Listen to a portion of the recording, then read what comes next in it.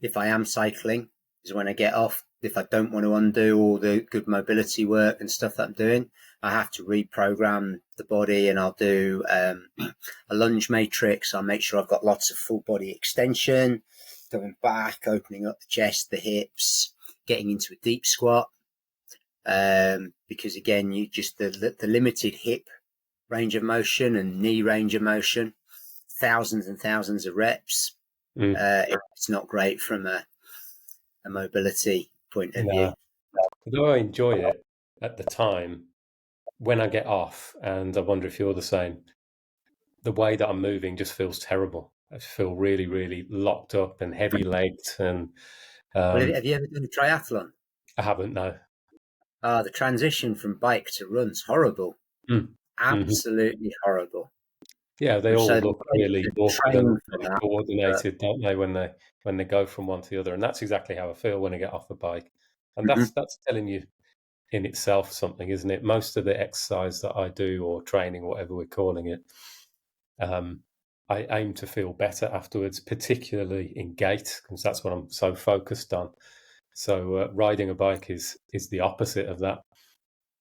So explain to me and anyone else who might be listening why it's gait that you're so focused on.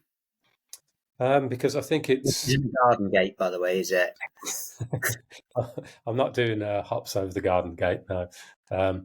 Why gait? Because I think that it's our fundamental human movement, the one thing that we must really be able to do, certainly in a more ancestral setting. If you can't walk, if you can't run, you can't really survive. So I think that's what we're optimized to do as one of our main movements. And I feel that if you can maintain pain-free, fast gait, as in a sprint, then it's a pretty good indicator that your body's going to be working well in a lot of ways, because it requires strength, it requires elasticity, it requires flexibility, mobility. So it's almost like a checkpoint. Can I sprint pain-free without hardly any warm-up? If I can, I feel like many other things are going to fall into place. And if we look at what a lot of people are doing for training these days, I wonder how deeply they've actually thought about the goals that they're optimizing for. So let's take a sport-based goal. Say you enjoy, I don't know, squash or football. Sports are designed for competition and enjoyment. If you optimize for that sport, most likely that sport is going to create some kind of imbalance. So I feel like gait is just a primary foundation level ability to maintain. And that doesn't mean don't do sport, but it does mean, in my mind, don't do things that compromise gait. And that's my priority. Other people might love cycling or something so much that they would prioritize cycling. Fine. I think it's just worth people being aware of how different movements impact the body, and not assuming that all sports are going to lead to health. They might lead to greater ability in that sport, but it's not necessarily going to lead to pain-free movement or overall physical resilience and ability. Yeah, I like that. And I think because a lot of people will turn around today and say, well, I'm never going to sprint. Yeah, I don't play sport, but I want to be fit and healthy, but I'm never going to sprint. So why do I need to, and I think that it's interesting for me because there's a couple of levels I look at it on. And like you, I believe that walking, running, sprinting are fundamental to evolutionary human survival. Now, they're clearly not fundamentally essential for human survival today. But what are the consequences of not being able to do those things? And for me, there's just this basic issue of our subconscious awareness of our capabilities. If you can't run, you can't run away from something, or you can't run after something. Now, occasionally that does happen, if like you might come across some trouble, someone's trying to, fight you or whatever, and you might need to run. You might need to run after somebody who's nicked something and you think you can catch them. You might, in the good old days, you could run for a bush. You can see a run. Well, you can still run. You just can't jump on them anymore. And I remember a class of over 60 plus. By the time I finished, it was over 70 plus, and some of them were over 80. But one of the women, she didn't want to come because she was worried about having to get the bus. But when we got a training, and I would do everything from crawling on the floor to running and jumping, obviously hopefully at the appropriate times for the individuals involved, and it was just that her lack of physical competency in the basics meant she was just unsure of going out and taking part in stuff. So I think even if you don't want to do sports, you're subconsciously your confidence can be massively affected by your physical capability, and how you operate in the outside world. So that would be a big thing for me. But it was also then what you were saying about the attributes that you need to be able to have to sprint and sprint well. And that elasticity, I think that's a key one for me. If you're elastic as you grow older, there's so much more that you can do, and you're less likely to be stiff and achy, and you are more resilient. You are going to be able to adapt to changes, tripping over a pavement and stuff like that. All of those are going to be so much easier to handle. And the last thing for me as well is typically the disciplines that I've come across that train those, they come typically from the martial arts side for me. I'm less focused on the ability to sprint, but I like being able to sprint. But looking at disciplines and ways of training that actually incorporate lifelong health into their definition. And as you say, sport, typically our sport doesn't do that. Fitness training doesn't, weight loss doesn't, although it's sort of like, it assumes that if you lose weight, you will be healthy. But the ways that it's been encouraged have often not been healthy. Whereas I look at Systema, a Russian martial art, Tai Chi, Kung Fu, all of these types of things, they put the health of the practitioner, lifelong mental and physical health, as a key thing, key foundation to build performance on. And I think those fundamental movements are part of our foundational health. Can you run? Can you run well? Can you jump and land? Can you throw and catch? Things like that. So yeah, no, I think that's great that we want to do that. And I think people don't really think, like you say, a lot of people don't really think about the future and what they want to be able to do in the future. So yeah, again, I think we said this, encourage people to think about that. I think a lot of our modern training methods only develop very limited attributes. So if you take the modern practice of yoga, so to speak, so I'm not against yoga. Great. Yeah, okay, have fun. The folks going out for their walk. Very good. Yeah, so I'm not anti-yoga. I actually went to a yoga and wellness weekend a couple of weeks ago and really enjoyed it. Did some Tai Chi and Qigong as well. But the modern practice of yoga has been somewhat reduced to flexibility in certain circles. I'm sure there's really good coaches out there as well. But I think a lot of people who begin yoga start it because they want to maintain or develop flexibility. And as you've said, it can be a whole way of life, it can be a whole system, but it often gets dumbed down to just working on range of motion and flexibility. And even our strength training, often it's done in a very limited environment, in a very limited set of positions, feet side by side. Even people who get really strong, say you have a massive squat or a massive deadlift, great, okay, that's an achievement, you're generally strong. But in everyday life, how often do you actually pick something up that weighs more than 20 kilos? And if you do, it probably hasn't got two very convenient handles on it. So picking up 15 or 20 kilogram sandbag from the builder's yard is arguably harder than picking up 60 kilos on a barbell, because it's awkward. So I think our training becomes very artificial. So you could develop this elite level of strength at a deadlift or a squat, and quite easily put your back out putting your shoes on.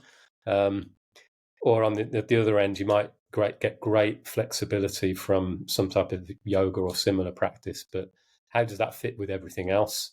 I think with running, as long as you treat it sensibly and you scale it, you don't just go out and try and do a full sprint if you haven't run since you were in school. You're probably going to hurt yourself. If you treat it like any other form of exercise and just build up slowly, learn the technique, think of it as a skill, then inherent in being able to sprint, you're getting cardiovascular improvements, all the things I mentioned before in terms of elasticity and bounce and strength and range of motion. And it's all usable. It's all real world usable movement. Not to mention, how high the incidence of osteoporosis and osteopenia is now.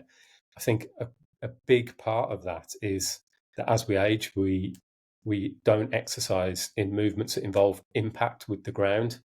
Even somebody who's lifting heavy weights, are they actually jumping? Are they actually feeling their weight against the ground? So there's also the bone density benefits as well, which I think a huge amount of older people are missing. So yeah, that's why it's my number one priority. Obviously, there's other things around that, but yeah, that's the guide star for me with my movement. Cool. Yeah, mine's slightly different. Mine's more to have a fully rounded vocabulary of movements. So you mentioned, movement yoga is a limited set of movements. In the gym, it's a limited set of movements. Pretty much every movement system is a limited set of movements. It's a subset of what we can do, and there's an infinite range of what we can do. And this is why I like running off-road in the woods and stuff like that. Playing games of tag, running in games and stuff like that, because all of a sudden we're introducing movements that we can't plan into training, or it's very, very difficult to. And you could, as I say, there's an infinite range of things you could do. I like the ability to move fluidly on the floor. I would love to be able to rest more fluidly on the floor, or more easily, and that's an ongoing work in progress. I actually want to climb more, but it's an opportunity. But I think if I can be resilient, I mean, at the moment my training is, I'm noticing the difference from the fascia training I'm doing on my squash. I am, even in the short few weeks that I've been doing it, that there is more elasticity coming out. Seem to be puffing less. So whilst I'm not doing cardiovascular training, I think my movement is now easier, so it's less effort, so I can actually move further and faster for the same level of energy as I was before. So that's intriguing. Freedom of movement for me, ease of movement, no aches, no pains is probably my guide. I remember seeing a body flow, a Scott Sonnen's body flow video, and I just thought, oh wow, if I could do all those things that guy's doing, I'd never get injured, whatever I was doing. So I do like that idea. Yeah, I think I agree with you in that I want a broad base of abilities. So the sprint is not the only thing; it's kind of in the center. But the more things you can do, the better. The more childlike you are in your abilities. Kids can try their hands at anything, and they generally don't pull a muscle when they try something new, like older people tend to. Yes. At a certain point, no, just I think you have to narrow, well, personally for me, I have to narrow my focus a little bit to make progress on a specific thing. So it's Yeah. constantly going through a cycle of what I'm going to focus on for a given length of time. And then when I feel like I've got to a level with that thing that I'm happy with, adding something new in, just playing that game. It's basically, it's known as periodization, isn't it, in training? Hmm. So it's having short-term focuses, longer-term focuses, etc. So yeah, Far more disciplined than I am in that. Although that being said, I actually think I take that back, because at the moment I am eschewing any form of muscular strength training, weights and stuff like that, and I am doing what I perceive to be a rebuild of my fascia, or my fascial wetsuit, to rebuild that and strengthen that. And so I guess I am actually periodizing in my own way, just not necessarily periodizing the movements that I'm doing. I've been trying to be relatively playful with it for me. And I guess that just goes, doesn't it? It shows how personality types can influence the way people wish to do things, or, what will turn somebody off. So understanding what gives you the motivation, understanding yourself, what gives you the motivation to do something and stick to something, or why you won't do something. Because that perennial question, what's the best fitness program? And we think we're the smart trainers by saying the one that someone will stick to. I actually think the program, just to me, that the name turns me off. And I even think now language so much, because it's a program. If it's exercise is a prescription. And it's like, at the moment where I am in space, and this is just me at this moment in time, I don't want a program. I want to do something consistently, and I want to move consistently, but I'm not sure I can do a program per se.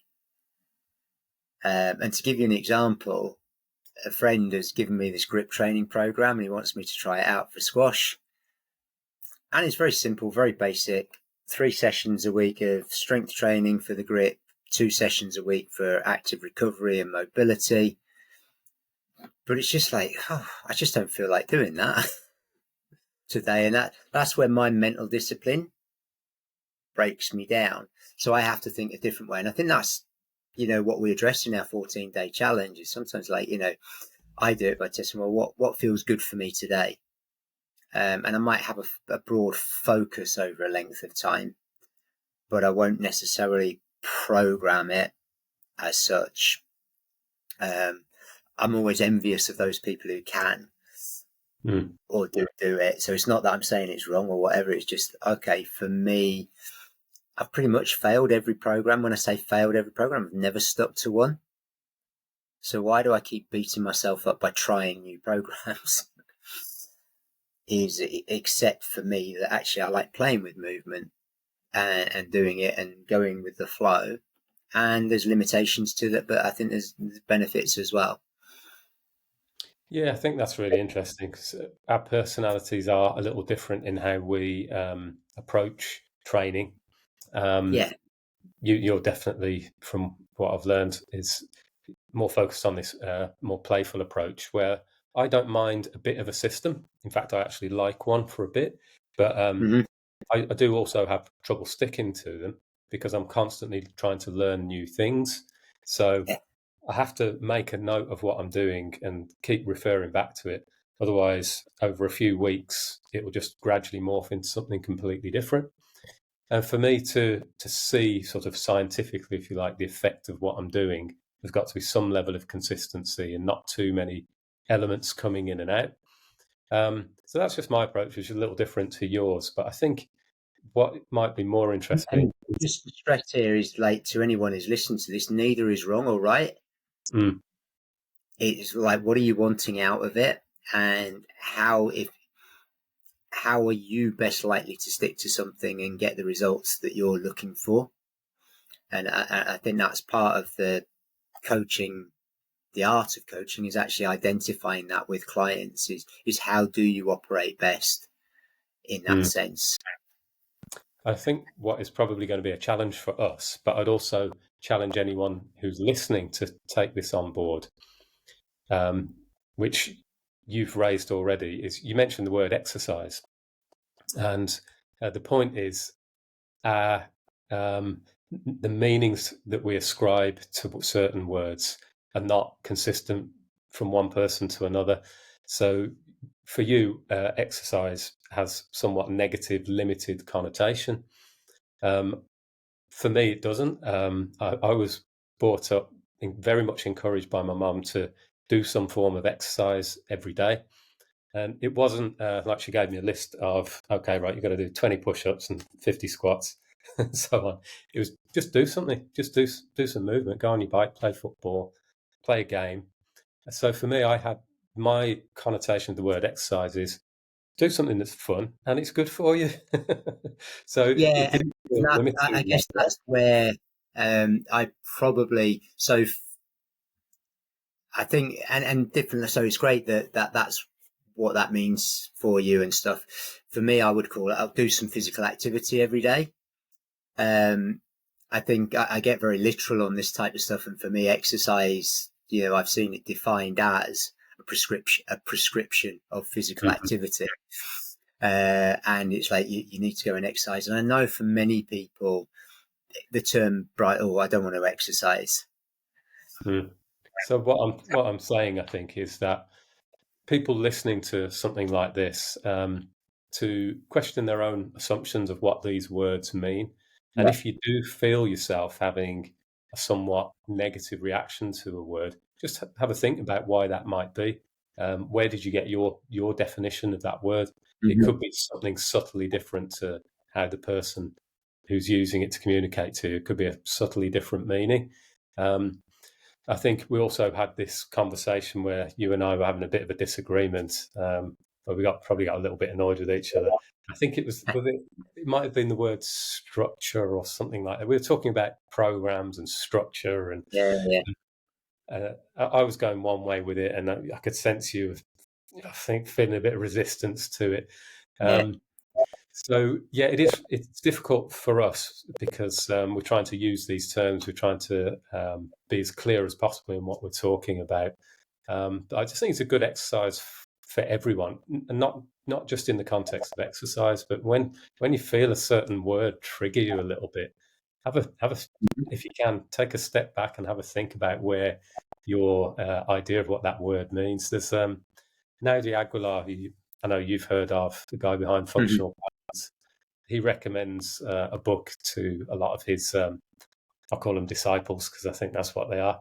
A book called The Tyranny of Words, Mm. which is along the lines of what we're talking about. It's learning to really try to be as clear as possible with our communication and make sure that the words we are using are being understood by the person that we're communicating with in the same way as we're using them. Yeah. There's a saying in NLP, the message that is received is not necessarily the message that was sent, Mm. which I think is a way of saying exactly that. Um, have you ever had an argument with a philosopher? Can't say I have. Because I was part of a philosophy group for a while, Hmm. um, thinking myself quite a smart, intelligent guy. I couldn't get past stage one of actually defining what the hell you were talking about. Mm. And it is an important fact because when we talk about science, then all of these things start becoming very very technical, and they have to be defined properly. And you've like vigorous daily activities, neat non-exercise activity thermogenesis was something that came up a while back about, well, you might be hoovering. That was non-exercise, but it was thermogenesis, like heating up. Your body would heat up because of the energy you're expending, etc. So yeah, I mean, we can get bogged down in it. Mm. Um, for me, movement is the biggest we need to move. Humans were designed to move. Our brain, it helps our brain. Some people believe the primary purpose of our brain was to move. And there's someone gives an example of some form of fish or jellyfish or something that has a brain until it finds a spot where it's going to plant itself. And it's like a hunting spot where it feels it's got a good sense of food, a good sense of lots of food's going to come to it. And once it actually installs itself in that place, it eats its own brain. And so, some anthropologists, evolutionary biologists, etc., look at this example and look at the brain was primarily there to get us to move. And so the importance of moving, whether it's exercise, whether it's daily physical activity, we need to move. We need to move, and move in a way that makes us feel good.